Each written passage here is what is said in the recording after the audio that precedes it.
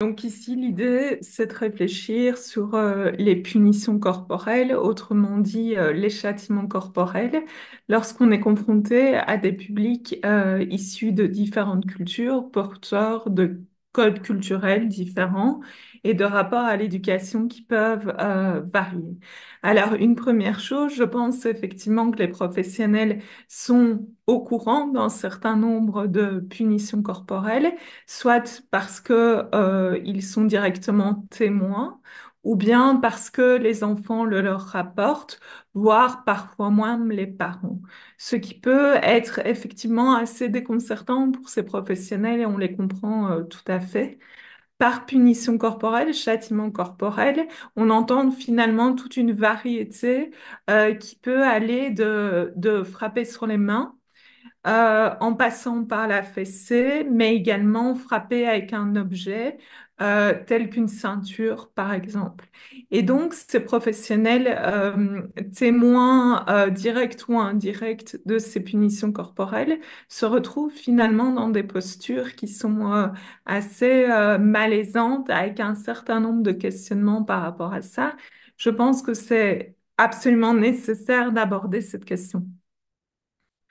Euh, je pense que deux postures sont vraiment à éviter, qui sont d'une part de l'ethnocentrisme, en considérant que seule la manière dont on a été éduqué dans notre contexte culturel serait la meilleure finalement et serait la seule éducation possible. Pourquoi ça sera à éviter? Pourquoi je vous propose de l'éviter? C'est tout simplement parce que ça ne nous permet pas d'aller à la rencontre de parents qui ont d'autres codes culturels.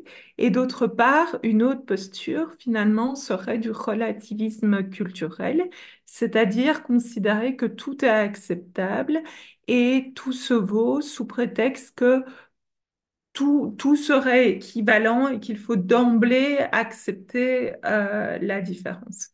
Alors, moi, ce que je propose dans ces cas-là, c'est vraiment de pouvoir ouvrir le dialogue avec les parents, pouvoir soulever effectivement que ce ne sont pas des pratiques qui sont bénéfiques pour le développement de l'enfant. On a un certain nombre d'études qui démontrent que les répercussions peuvent être vraiment majeures sur le plan physique. Il peut y avoir des conséquences physiques, mais aussi sur le plan psychologique et entre autres au niveau de tout ce qui est estime de soi, confiance en soi.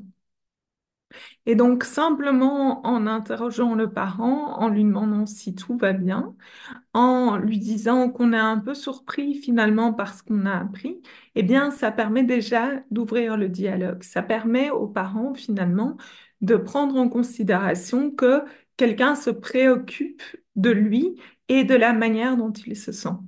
À cet égard, beaucoup de parents, pas tous évidemment, je pense qu'il n'y a pas de généralisation possible à faire, expliqueront que non, ils se sentent débordés et que ça ne va pas et qu'ils ne savent plus comment s'en sortir avec tel ou tel comportement de l'enfant. C'est à partir du moment où on a ouvert le dialogue avec ce parent que l'on peut, en tant que professionnel, proposer des alternatives, voire attirer l'attention du parent sur les conséquences que peuvent avoir ces punitions corporelles.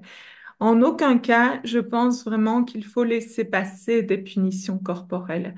Alors, ceci étant, euh, ma proposition est également de pouvoir porter un regard nuancé, c'est-à-dire que un parent qui met une fessée à son enfant parce que celui-ci traverse la rue et le parent a très très peur et donc c'est vraiment un geste qui est finalement très spontané et qui est vraiment exceptionnel.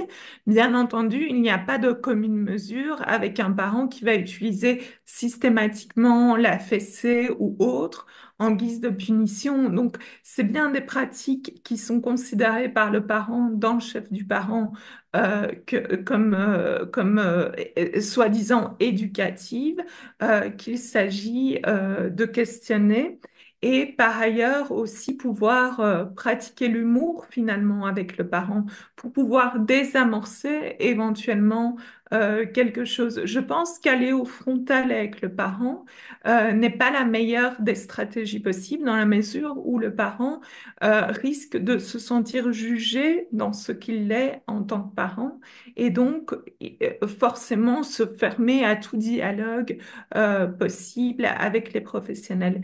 Par ailleurs, certaines associations, et je trouve que c'est aussi à envisager, mettent en place des cafés de parents, des moments de rencontre, des moments de temps d'échange autour des pratiques éducatives. Et donc, les punitions corporelles peuvent aussi être abordées sous forme de dialogue ouvert avec les parents dans ce genre d'ateliers et de moments de partage. Voilà, quelques pistes à envisager pour les professionnels.